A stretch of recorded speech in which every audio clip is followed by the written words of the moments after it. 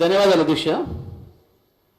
అయితే సార్ తమ అవకాశం ఇచ్చారు, సంతోషం, మాట్లాడాలి ఉంది. కానీ దేవే మాట్లాడాలనేది కూడా అర్థం కావట్లేదు అధ్యక్ష. ఎందుకంటే పుస్తకాలే పంపలేదు, మాకు పుస్తకాలే ఇవ్వలేదు.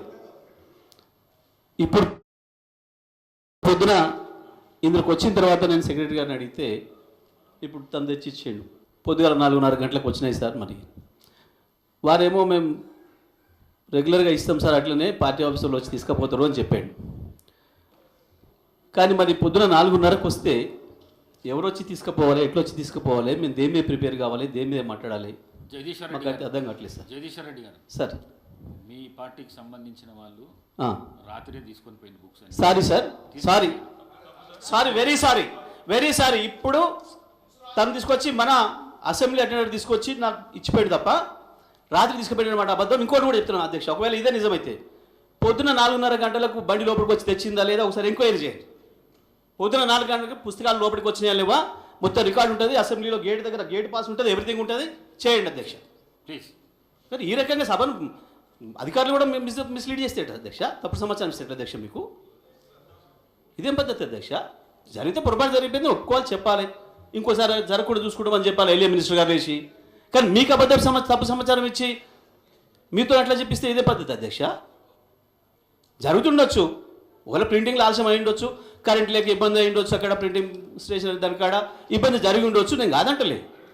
కానీ దాన్ని ఉన్నందులో చెప్పాలి. కానీ సభాధ్యక్షుడికే తప్పుడు సమాచారం ఇస్తే అది కరెక్ట్ కాదు కదా అధ్యక్ష. తీయండి, నేను ఏమంటున్నా, తీయండి. పొద్దుగాల వచ్చిందా లేదా, 4:30 తర్వాత వచ్చినాయా లేదా తీయండి. జగదీశ్వర్ రెడ్డి గారు సార్, మీ బుక్స్ రాత్రే పంపించినాము, రాలేదు. రేపటి బుక్స్ దీని మీద నేను నిలబడున్నా, రాలేదు.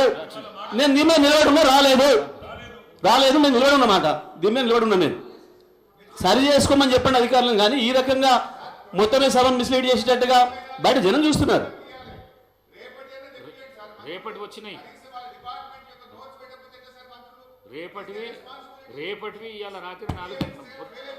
ఎల్ఏ మినిస్టర్ గారు చెప్పండి, మీరన్నా ఎల్ఏ మినిస్టర్ గారు చెప్పండి సార్. గౌరవ హరీష్ రావు గారికి పూర్తి స్థాయిలో తెలుసు, జగదీశ్వర రెడ్డి గారు అంటే మాట్లాడినరు అంటే ఒక అర్థం ఉంటుంది. కానీ మాజీ మంత్రి గారి వాదన, వారి ఆక్రోశం, వారి ఆవేదన చూస్తుంటే ఆల్రెడీ చెర్లపల్లి జైల్లో ఉన్నట్టుగా ఉంది అధ్యక్ష. ఎందుకంటే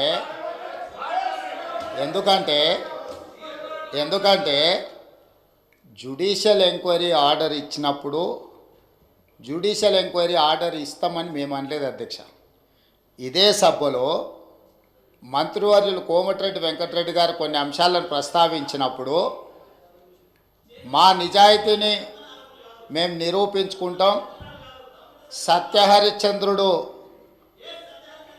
ఆ వంశంలోనే మేము ఉన్నాం, సత్యహరిశ్చంద్రుడి తర్వాత మా నాయకుడు చంద్రశేఖర్ రావే సత్యహరిశ్చంద్రుడి అవతారంలో కలియుగంలో జన్మించిండు, కాబట్టి మీరు ఎంక్వైరీకి ఆదేశాలు ఇవ్వండి అని చెప్పి ఆ సభ్యుడే అడిగిండు అధ్యక్ష.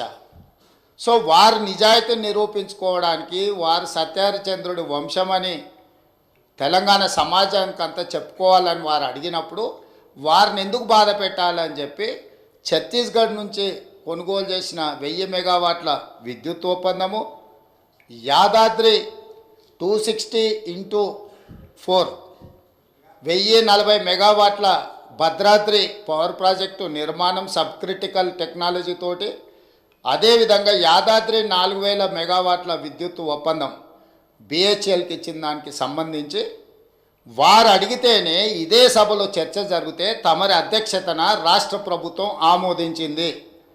ఎప్పుడైతే మేము ఆమోదించి విచారణకు జ్యుడిషియల్ ఎంక్వైరీ కోసం చీఫ్ జస్టిస్ ఆఫ్ తెలంగాణకు లెటర్ రాస్తే సిట్టింగ్ జడ్జిలను కేటాయించలేం, రిటైర్డ్ జడ్జిలతో మీరు విచారణ చేసుకోండి అని కోర్టు నుంచి మాకు సమాచారం అందిన తర్వాత జస్టిస్ ఎల్ నరసింహారెడ్డి గారిని మేము నియమించినాం అధ్యక్ష. వారు విచారణ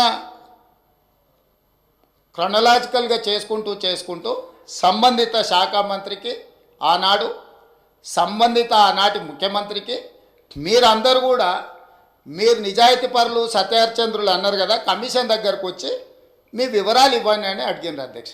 అంటే ఒక కమిషన్ వేసిన తర్వాత కమిషన్ విచారణ చేసేటప్పుడు, కమిషన్ సమన్ చేసినప్పుడు బాధ్యత గల పౌరుడిగా, ప్రజాప్రతినిధిగా అక్కడికి వెళ్ళి తమ వాదనను, ఇక్కడ ఏదైతే వాదన వినిపించాలనుకున్నారో ఆ విచారణ కమిషన్ ముందర వెళ్ళి వీరు వాదన వినిపించి ఉంటే నిజంగానే వాళ్ళ నిజాయితీ అంతా బయటకు వచ్చి ఉండేది కదా అధ్యక్ష. అక్కడికి వెళ్ళకుండా ఆ కమిషనే వద్దు, ఆ వ్యక్తే వద్దు, ఇవన్నీ వద్దే వద్దని వాళ్ళే కోర్టుకు వెళ్ళిండ్రు. హైకోర్టు వాళ్ళ వాదనను తిరస్కరించింది. సుప్రీంకోర్టుకు వెళ్ళిండ్రు. సుప్రీంకోర్టు ఏమన్నది? విచారణ కొనసాగించాల్సిందే, విచారణని మీరు క్వాష్ చేయమని అడిగిండ్రు, అది కుదరదు. కాకపోతే మీకు అభ్యంతరం వల్ల ఆ కమిషన్ చైర్మన్గా వ్యవహరిస్తున్న వ్యక్తి పట్ల మీకు ఏమైనా అభ్యంతరాలు ఉంటే వ్యక్తిని మారుస్తున్నాము అని చెప్పి సుప్రీంకోర్టు మార్చడానికి ప్రభుత్వాన్ని కూడా అడిగింది. మీ ఆలోచన ఏందని? మాకేం ఆలోచన లేదు, ఏ వ్యక్తిని వేసినా సరే విచారణ జరగాలన్నదే ప్రభుత్వం ఆలోచన. ఖచ్చితంగా మా కోర్టు అడిగితే మేము మంచిది మారుస్తాము అని చెప్పి ఒప్పుకున్నాము. వారు కోరుకుంటున్నారు కాబట్టి ఈరోజు సాయంత్రానికల్లా ఎవరిని వేయాలో ఆ విచారణ కమిషన్కు కొత్త చైర్మన్ కూడా ఈరోజు సాయంత్రం నియమిస్తాం అధ్యక్ష. ఇక రెండవ పాయింట్, వాళ్ళేదో తెలంగాణకు విద్యుత్ వెలుగులు తెచ్చినట్టు, తద్వారా తెలంగాణ అంతా దగదగ మెరిసిపోతున్నట్టు ఇంకెంతకాలం ఊదరగొడతారు అధ్యక్ష?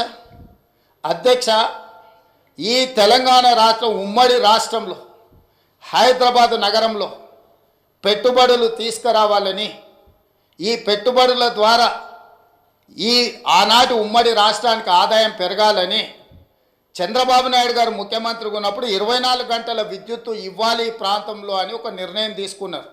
డాక్టర్ వైఎస్ రాజశేఖర రెడ్డి గారు వచ్చిన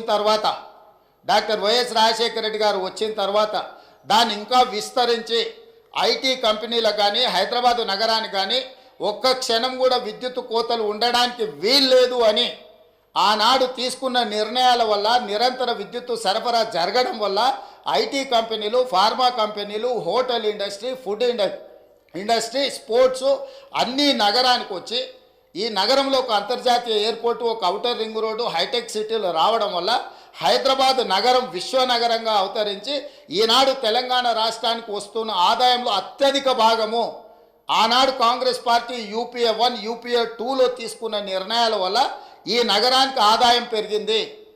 కానీ రాష్ట్ర విభజన జరిగినప్పుడు విభజన నియమావళి ప్రకారం ఆస్తులు, అప్పులు జనాభా దామాష ప్రకారం పంచుకోవడానికి చట్టంలో అవకాశం ఉంది అధ్యక్ష.